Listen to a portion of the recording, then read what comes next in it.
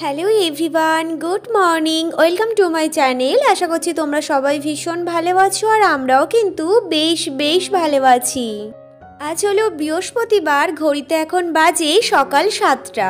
সকালবেলায় ঘুম থেকে উঠে এই ছাদের দরজাটা খুলে না একটু ছাদে হাঁটাহাঁটি করছিলাম, বেশ ভালো লাগছিল। আর ছাদে না দেখো জলও একটু একটু করে আর কি রয়েছে। কালকে সারা রাত বোধহয় বৃষ্টি হয়েছে।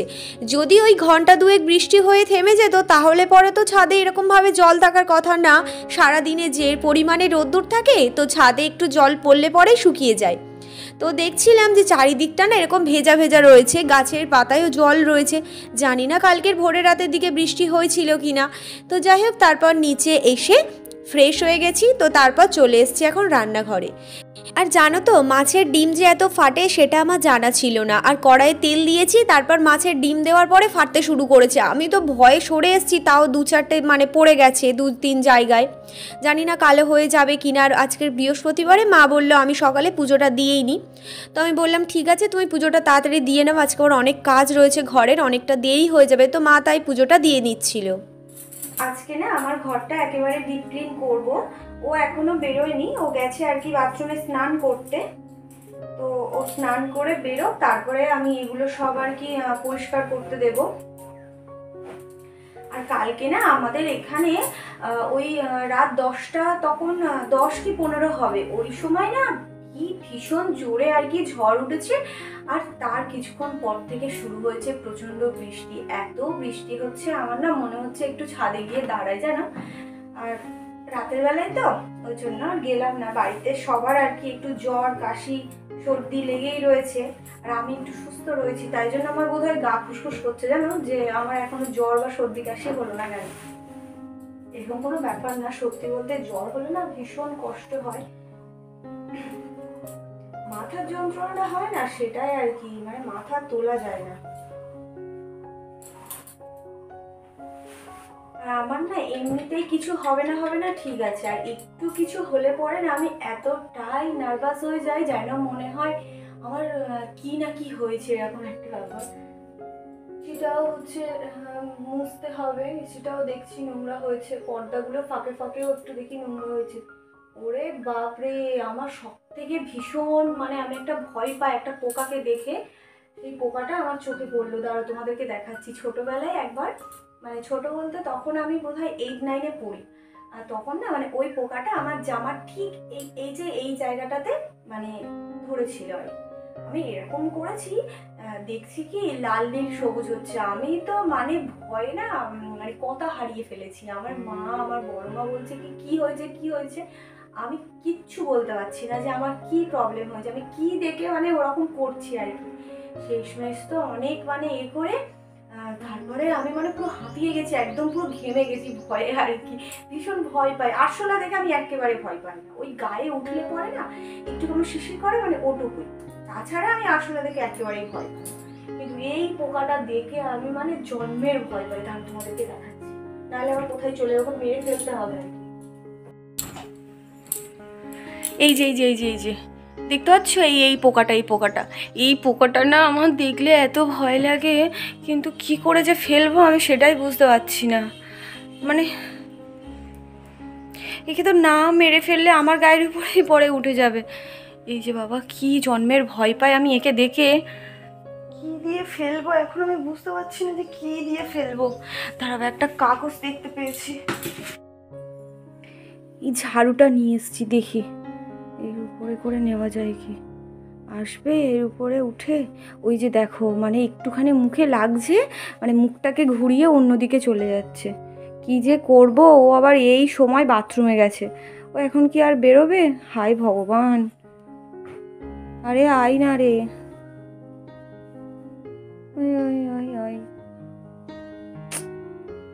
কি যে করবো বাবারে, গায়ের মধ্যে কেমন শিরশির করছে। দিয়ে রাখি, হ্যাঁ হ্যাঁ উঠছে উঠছে, এই যে দেখতে পাচ্ছ উঠছে। আমি ভেবেছিলাম যে একে মেরে ফেলবো, তারপর ভাবলাম যে সকাল সকাল এর প্রাণটা আমি নিয়ে নেব। তো যাই হোক, ও তো আমার কিছু ক্ষতি করেনি, ওকে আমি ছেড়েই দিই। তাই ওকে আর কি ছেড়ে দিয়েছি, ও এই ছাদের মধ্যে এদিক ওদিক দেখি কোন দিকে যায়। তা আমি ততক্ষণে আমার ঘরের কাজগুলো করে ফেলি। তো বালিশগুলো এই যে চেয়ারের উপরে একটু ছাদে মেলে দিলাম, তারপর ব্ল্যাঙ্কেটটা নিয়ে আসলাম ঘরে থেকে। তো ওই যে ঘরটা একটু গোছাবো বলে তাই এগুলো আর কি বাইরে দিয়ে দিলাম, নাহলে পরে আবার ধুলো হয়ে যাবে। আমি আবার এদিকে এসে দেখছিলাম সে গেল কোথায়, ঘরে আবার গেল না তো? না না, ঘরে আর যেতে পারিনি, ওই দিকেই হয়তো কোথাও চলে গেছে। আর এই যে চাদরগুলো তুলে নিলাম বিছানা থেকে, তো আর সকালের বাসি নাইটিটা সেটাও ছিল, তো সেগুলো সব একসাথে এখন নিচে নিয়ে আসলাম, নিয়ে এসে সার্ফের জলে ডুবিয়ে তো ঘরে চলে এসেছি। ঘরে এসে একটু ঝুল ছিল আর কি, দেখছিলাম কদিন ধরে যে উপরে না একটু একটু ঝুল ঝুল রয়েছে এসির উপরটাতে, তো সেইগুলো আর কি একটু পরিষ্কার করে নিলাম। তো তারপর খাটটাও এখন বেশ ভালো করে আর কি মুছে নেব। এই যে ডিজাইন খাটে না এটাই সমস্যা, ওই যে ডিজাইনগুলো থাকে তার মধ্যে না প্রচুর পরিমাণে ধুলো জমে। যদি প্রতি সপ্তাহে পরিষ্কার করা যায় তাহলে পরে ধুলোটা হয়তো একটু কম হতে পারে। তো যাই হোক, ঘর ঝাড় দিয়ে ঘর মুছে বিছানা চাদর একটা নতুন পেতে নিয়েছি। আর তারপর এই যে বালিশের কভারগুলো এখনও পরানো হয়নি, এগুলো তো রোদ্দুরে ছিল, এগুলো এখন রাখি। তো তারপর আর কি বালিশের কভারগুলো পরিয়ে দেবো। কদিন ধরে না এই বিস্কুটের প্যাকেটটা বাইরেই পড়েছিল। আর এটা তো হচ্ছে চিড়ে ভাজার কৌটো, আর এটা নিমকির কৌটো, আর এটা ছিল বিস্কুটের কৌটো। তো একটা লাইনের বিস্কুট থেকে আমি ওই মাকে 4-5টা মতো দিয়েছিলাম, তো তারপর সেইভাবেই ছিল। আর বিস্কুটগুলো না নরম হয়ে যাবে আর কি এরকমভাবে থাকলে, এই দুটো কিছু হবে না, কিন্তু যে প্যাকেট থেকে কেটেছি সেটাই নষ্ট হয়ে যাবে। তাই বিস্কুটগুলো আর কি কৌটোয় ঢেলে নিলাম, আর এইখান থেকে যা গুঁড়ো গুঁড়ো আর কি বিস্কুট পড়ে যায় সেগুলো বেশ ভালো করে তুলে নিয়েছি, কারণ ঘর মোছা হয়ে গেছে। আর পিঁপড়ের যা উপদ্রব কি বলবো, একটুখানি কিছু পড়ে থাকলে একবার হয়, মানে একদম কতগুলো যে পিঁপড়ে চলে আসে কোথা থেকে বুঝি না বাবা। তো যাই হোক, উপরের সব কাজ আমার হয়ে গেছে, চলে এসেছি নিচে। সেই যে রান্নাঘরের এই যে জায়গাটাতে, মানে যেখানে আমাদের ওই সাঁড়াশি ছুরি টুরি যেগুলো থাকে, তো মানে ওই জায়গাটা না একটু তেল চিটচিট করছে, তো ভাবলাম জায়গাটা একেবারে একটু স্কচ ব্রাইট দিয়ে ভালো করে ঘষে মেজে পরিষ্কার করে ফেলি। তো সেই জায়গাটা একটু ঘষে মেজে পরিষ্কার করে মুছে নিয়েছি, আর ওখানে যে যে জিনিসগুলো থাকে সেগুলো বেশ ভালো করে আর কি বেশ পরিষ্কার করে নিয়েছি একটু স্কচ ব্রাইট দিয়ে। তো সেগুলো পরিষ্কার করে এখন আর কি ধুয়ে নিচ্ছিলাম। তো ধুয়ে ওই সেই সকালে জামা কাপড়গুলো যেগুলো আর কি সার্ফের জলে ডুবিয়ে রেখেছিলাম সেগুলো নিয়ে কলপাড়ে এসেছি। এগুলো কাচা ধোয়া করে এখন রেখে দেব, স্নান করে আগে ঠাকুর ঘরে যাব, তারপর এগুলো আর কি মেলবো।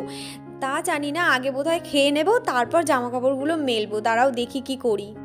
দুপুরবেলাতে খাওয়া দাওয়া করে বেশ কিছুক্ষণ বসে বসে গল্প করছিলাম, তারপর এই যে এসছি জামা কাপড়গুলো ছাদে নিয়ে মেলতে। আর রাতের বেলায় বৃষ্টি হয়েছে, আর সকালবেলা থেকে একদম কাঠ ফাটা রোদ্দুর বেরিয়েছে। সকালবেলায় ঘুম থেকে উঠেছিলাম তখন বাজে 6:30, আর ঘর থেকে বেরিয়েছি তখন 7টা বাজে। তো সকাল থেকে সেই যে ঘুম থেকে উঠেছি, রান্না করার পর থেকে এটা ওটা সেটা একেবারে শুধু কাজ করেই যাচ্ছে। এখন আপাতত কোনো কাজ নেই, তাই ভাবলাম দুপুরে একটু আর কি ঘুমাবো, তো যাই ঘরে। এখন বিকেলবেলায় ঘুম থেকে উঠেছি, এখন বাজে প্রায় 5:30। তো ঘুম থেকে উঠে যে জামা কাপড়গুলো শুকিয়ে গেছে সেগুলো পাট করছি, আর যেগুলো শোকায়নি তো সেগুলো একটু ওই সিঁড়ির পাশে আর কি মেলে দেব। অনেক তো বেলাতে আর কি জামা কাপড়গুলো মেলেছি, তো সেই কারণে আর কি জামা কাপড়গুলো মানে মোটা মোটা যে জামাগুলো সেগুলো শোকায়নি। ওর একটা গেঞ্জি আর তার সাথে এই বালিশের কভারগুলো এগুলোও ভিজেছিল। তো একটু পরেই যাব সন্ধে দিতে, আর সন্ধে দেবার পরে বোধহয় আজকের আমি একটু সন্ধেবেলায় বেরোবো। সন্ধেবেলাতে ভেবেছিলাম একটু বেরোবো, কিন্তু বেরোতে আর পারলাম না, মায়ের হঠাৎ করে আর কি শরীর খারাপ হয়ে গেছে। কালকের থেকে একটু একটু শরীর খারাপ ছিল, কিন্তু আজকের সকাল থেকে না একটু বেশি আর কি শরীরটা খারাপ লাগছিল আর কি বলছিল। তো সকালবেলায় একটু ভাত খেয়ে স্কুলে গেছিলো, স্কুলে গিয়ে সেই ভাতটা বমি করে তুলে দিয়েছে। দুপুরবেলা তো কিছু খাইনি, আর বিকেলবেলাতে একটু জল দিয়ে ভাত খেয়েছিল, এই সন্ধেবেলাতে সেই ভাতটুকুও তুলে দিয়েছে। তো ওই জন্য করে ও অফিস থেকে এসে মাকে নিয়ে হসপিটাল চলে গেছে, আর আমি এখন বাড়িতে একা। তো বাপির জন্য একটু ভাত বসিয়ে দিলাম, আর আমি রাতের বেলাতে ভাত খাবো তাই একটু ভাতটা বসিয়ে দিয়েছি। তেমন একটা কিছু বানাতে ইচ্ছে করছে না বলে ওই কারণে আর কি পেঁয়াজ ভাজা আর একটা মাছ ভেজে নেব। বাপি ভাতটা বসিয়েছিল কালকে সকালে পান্তা ভাত খাবে বলে, সেই কারণে। তো ও বলছিল আমি কিছু খাবো না, ও অফিস থেকে এসে একটুও বসার সময় পায়নি জানো, মানে একটু গ্লুকন্ডির জল খেতে চেয়েছিল, তো সেটাই করে দিয়েছি। তো খেয়ে ও চলে গেছে মাকে নিয়ে। আর আমার এত ভয় লাগছে না এখানে থাকতে, কি বলবো, মানে কোনো দিনও এখানে যেহেতু আমার জায়গাটা নতুন, সবে মাত্র 3 মাস হয়েছে আমি এখানে এসছি, আর এখন অলরেডি 9টা বাজে, আমি বাড়িতে একা, কেউ নেই। আমি এতদিন মানে বাড়িতে কেউ না কেউ থাকে তার সাথে ছিলাম, একা আমি আজকের প্রথম থাকছি আর কি।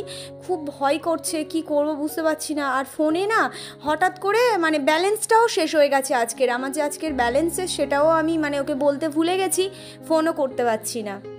বিপদ যখন আসে না, সত্যি বলতে চারিদিক থেকে যেন তোমাকে পুরো একদম ঘিরে ফেলে। আর আমি যে ওই বাড়িতে একটু ফোন করব বাড়িতে একা, সেই উপায়টুকুও আমার নেই। মাকে আর হসপিটালে ভর্তি করাতে হয়নি, একটা ইঞ্জেকশন দিয়ে বেশ কিছুক্ষণ বসিয়ে রেখেছিল। তো তারপর ওনারা একটু ভালো বুঝেছেন, ওনাকে ছুটি দিয়ে দিয়েছে। তো ওদের বাড়ি ফিরতে ফিরতে না প্রায় 10:30 বেজে গেছিলো। আর 10:30টার সময় বাড়ি ফিরে ও আর কিছু খাবে না আর কি বলছিল। তো সেই জন্য আর কি আমি ওকে জোরও করিনি, ও বলছিল 1 গ্লাস গ্লুকন-ডি জল বানিয়ে দাও, সেটাই আর কি একটু খাই। তো ওই কারণে আমি এই যে ওর জন্য একটু গ্লুকন-ডি জল বানাতে আসলাম। আর মা তো কিছু খাবে না বলছে, তাও বাপি একটু মুড়ি ভিজিয়ে খাইয়ে দিয়েছে, ওষুধটা তো খেতে হবে। আচ্ছা, আজ তাহলে আসি, দেখা হচ্ছে কালকে নতুন একটি ভিডিওতে। তোমরা সবাই সুস্থ থেকো, ভালো থেকো। আমার ভিডিওটা যদি ভালো লাগে একটা লাইক করো। টাটা।